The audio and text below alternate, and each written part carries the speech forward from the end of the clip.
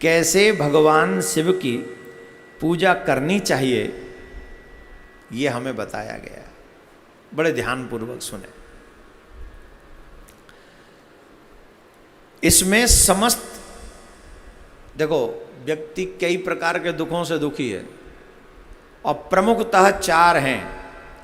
चार दुख सबसे बड़े दुख हैं और शिव पूजन करने के बाद ये चारों दुख सहज में ही समाप्त हो जाते हैं।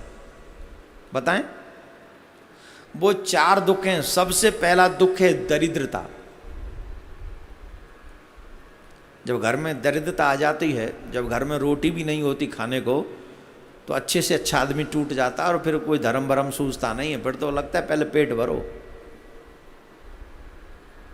अब भूखा आदमी तड़प रहा, वो संत महात्मा त्यागी और दिव्य आत्माओं की बात मैं नहीं कर रहा हूँ, वो तो फिर निराहार ही रहते हैं। वो तो वायु का आहार करते हैं, सूखे पत्तों का आहार करते हैं, कुछ भी कर लेते हैं।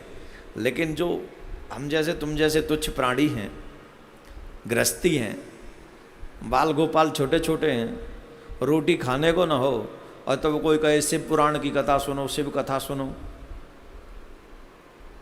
एक तरफ नौकरी मिल रही है 10,000 रुपये महीने की, तो वो टाइम है जॉब करने का, और एक वही टाइम है शिव कथा सुनने का। अब बताओ क्या करोगे? पंडित जी तुम्हें तो बाद में भी सुन लेंगे, पहले 10,000 कलेक्ट करने दो। क्यों? क्योंकि बच्चों का पेट भरना है।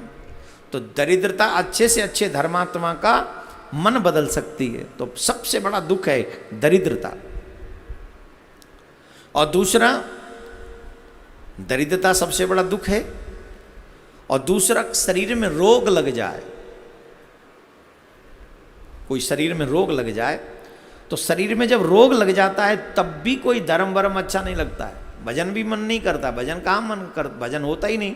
संत महात्मा और उन पहुंचे हुए लोगों की बात मैं नहीं कर रहा हूं। लेकिन सर में दर्द भी हो तो माला हाथ में नहीं आती है। फिर बुखार भी हो जाए थोड़ा सा, बुखार का तो नाम ही मत लो आजकल, नास जाए या बुखार को, यानी ऐसी दुनिया बना दे। बुखार मीन्स कोरोना, तो बुखार का नाम ही मत लो।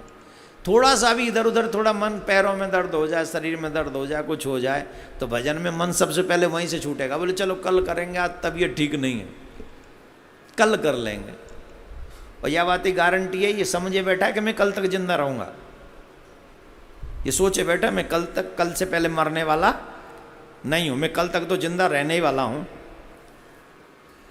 क्या पता सर का दर्द ही ले जाए। बोले ऐसे कैसे, सर का दर्द कोई ले जाता है? ले जाता है। जिनको सर का दर्द भी नहीं हुआ वो भी सोते सोते रह गए। ले जाने वाले को तो पता नहीं कैसे ले जाए। तो सबसे पहले भजन छूटता है कब? जब रोग लग जाता है। पहला दुख है दरिद्रता, दूसरा दुख है रोग। जब शरीर में रोग लग जाता है फिर व्यक्ति धर्म से दूर हो जाता है। और दुख है तथा शत्रु। तीसरा, कोई शत्रु आपके पीछे पड़ जाए, कोई शत्रु आपके पीछे पड़ जाए, शत्रु आपको दुख देता रहे, ये भी तीसरा दुख है। परंतु जो शिव की पूजा करते हैं वो दरिद्रता से निवृत्त हो जाते हैं। वो रोगों से, मैं ये कथा इसलिए बता रहा हूं कि रोग जो आज हम जिसके लिए कथा कर रहे हैं कि आपके परिवारों के रोग समाप्त हो जाएं, आपके परिवारों में रोग न रहें, इसलिए मैं ये बात कह रहा हूं आपसे। दरिद्रता समाप्त हो जाती है शिव पूजन से। निरोगी काया प्राप्त हो जाती है शिव पूजन से, शिव की पूजा से। और शत्रुओं पर विजय प्राप्त कर लेता है व्यक्ति शिव पूजन से, शिव भक्ति से। जो मनुष्य भगवान शिव का पूजन नहीं करता वह भगवान शिव की पूजा होते ही सारे, जो नहीं करता वो इन दुखों में पड़ जाता है। और जो भगवान शिव की पूजा करना प्रारंभ कर देता है उसके ये सारे दुख उसी समय समाप्त हो जाते हैं, विलीन हो जाते हैं। तत्पश्चात समस्त सुखों को प्राप्त हो जाता है और समय आने पर उपासक की मुक्ति हो जाती है। ध्यान देने योग्य बात है। अब ये बात फिर मैं कह दूं, जो बात मैं शिव जी के लिए कह रहा हूं वही तुम्हारे इष्ट देव पे भी लागू है, चाहे तुम्हारे इष्ट राम हो, चाहे देवी हो, चाहे शिव जी हो, चाहे जो भी हो। क्योंकि शिव कथा कर रहा हूं इसलिए शिव जी की बात यहां चल रही है। ये ही कथा आपके इष्ट देव पर भी लागू होती है। अगर निष्ठा के साथ आप अपने इष्ट की आराधना करना प्रारंभ कर देते हैं तो समय आने पर उसी एक मंत्र से आपकी मुक्ति हो जाती है। बोलो राधे राधे। ब्राह्मण क्षत्रिय वैश्य इत्यादि लोगों को संपूर्ण कामनाओं की सिद्धि के लिए भगवान शिव का क्रम से विधि अनुसार भगवान शंकर का पूजा करना चाहिए। प्रातः काल ब्रह्म मुहूर्त में उठकर गुरु तथा शिव का स्मरण करके चिंतन एवं भगवान विष्णु का ध्यान करे, फिर मेरे देवताओं का भी स्मरण करे, जो भी इत्यादि देवता हैं वो क्रम बता रहे हैं, और फिर शिव जी का स्तोत्र पाठ पूजा करके शंकर जी की विधि पूर्वक नाम ले। उसके बाद सैया से उठकर निवास स्थान से, देखिए मैंने कहा था एक एक चीज का वर्णन है। अब मुझे नहीं पता क्योंकि मैं वास्तुशास्त्र के विषय में ज्यादा जानता नहीं हूं।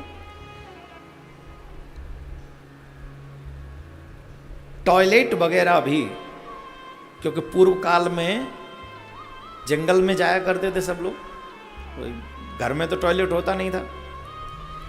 तो यहां इसमें लिखा हुआ है कि निवास स्थान से दक्षिण दिशा में जाकर मल का त्याग करना चाहिए, दक्षिण दिशा में, और किसी दिशा में नहीं। तो वास्तुशास्त्र जानने वाले लोग भी आपके घर के, आपके बेडरूम की शायद दक्षिण दिशा में ही वो टॉयलेट वगैरह बनाते हैं, नहीं बनाते तो वो जाने, मेरा काम ये नहीं है।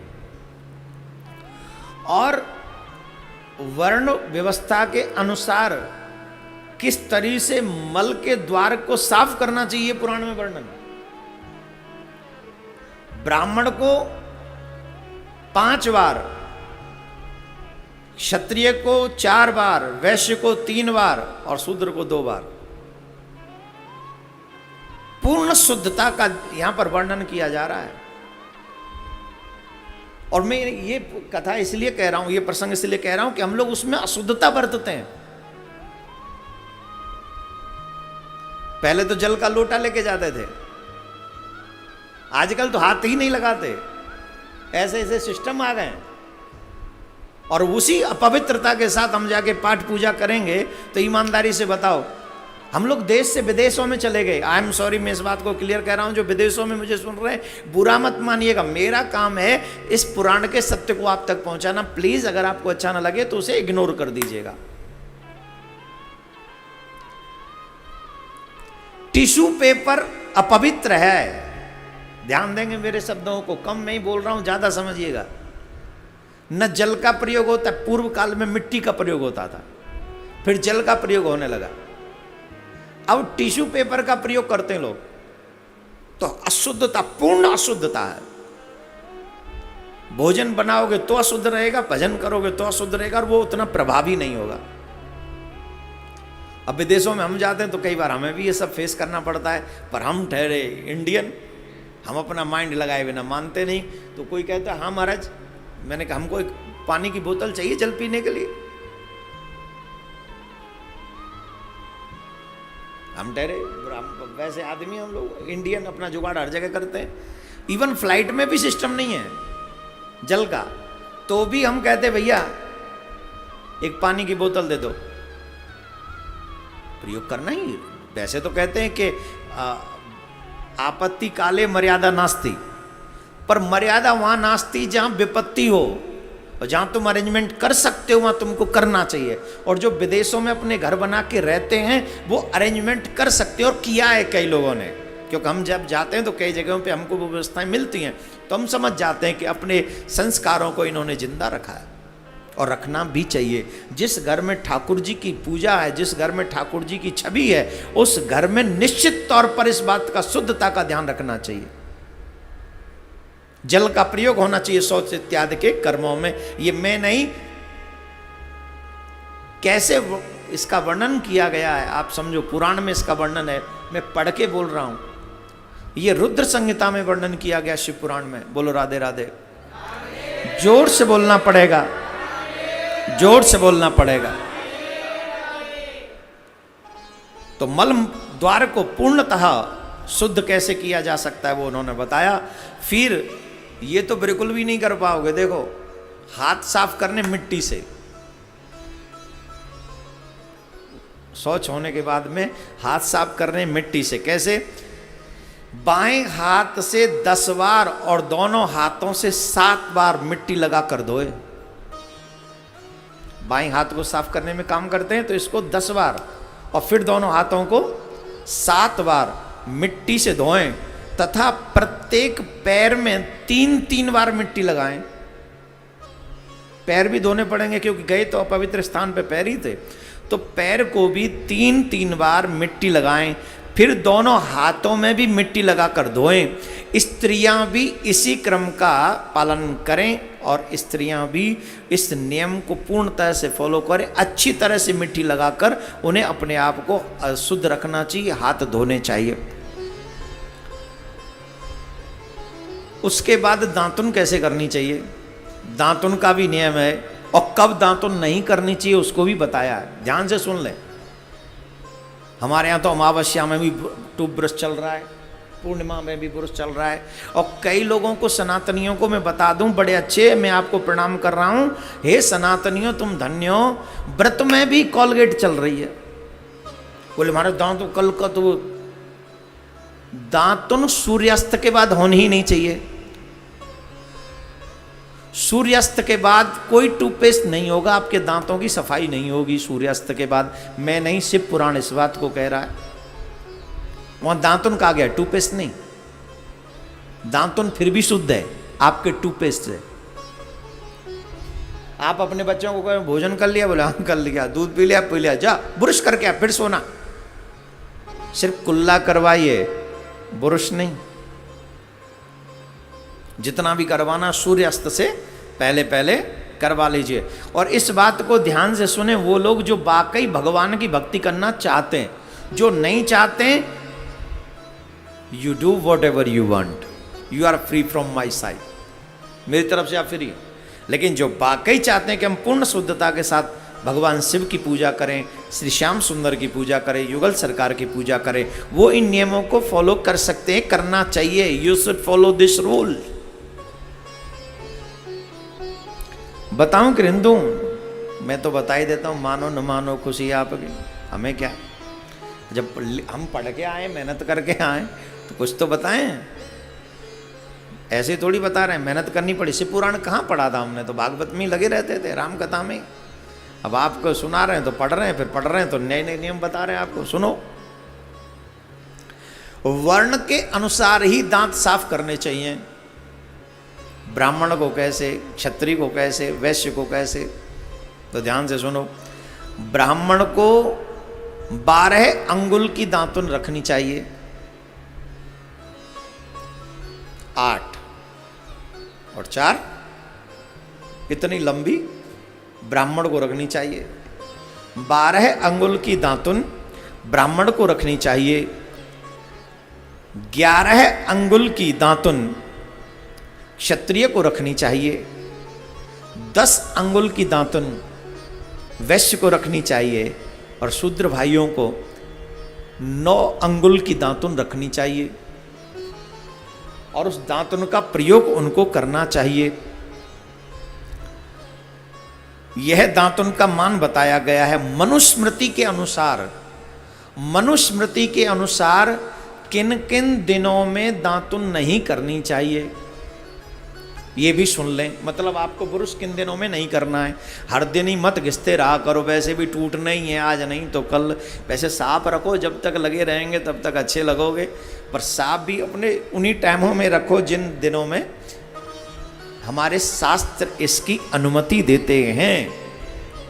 तो क्या करना चाहिए, यह दातुन मनुस्मृति के अनुसार कुछ दिनों में, जैसे काल दोषक विचार करके दातुन नहीं करना चाहिए, उसका त्याग कर देना चाहिए।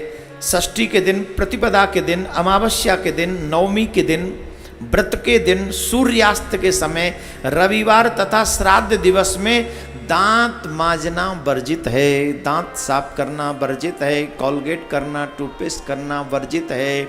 श्राद्ध में भी जिन दिनों में आप अपने पितरों का तर्पण करते हैं उन दिनों में भी आपको नहीं करना चाहिए।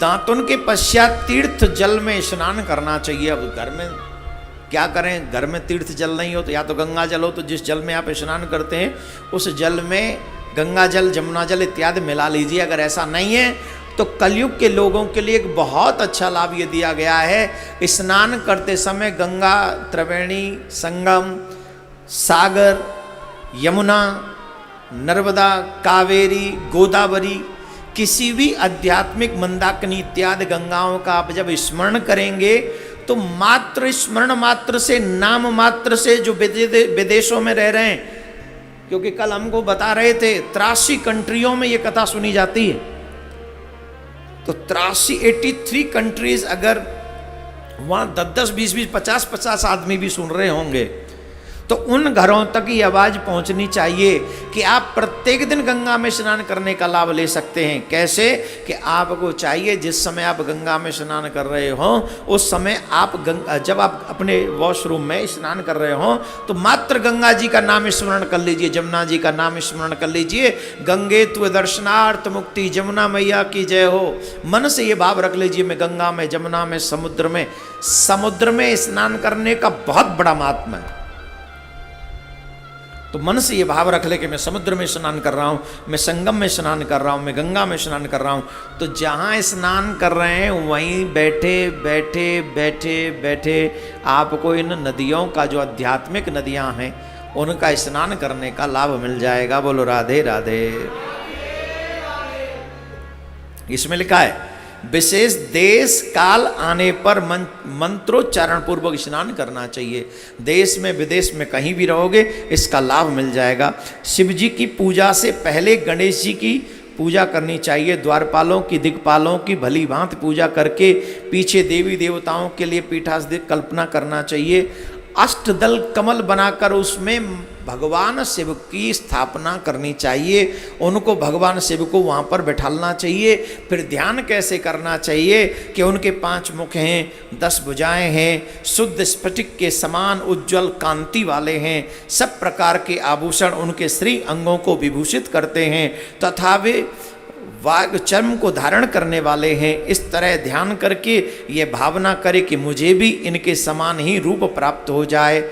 ऐसी भावना करके मनुष्य सदा के लिए अपने पाप को भस्म कर डालते हैं। जो मनुष्य भगवान शिव की इस तरीके से पूजा करते हैं अथवा सेवा करते हैं। बोलो राधे राधे। जोर से बोलना पड़ेगा।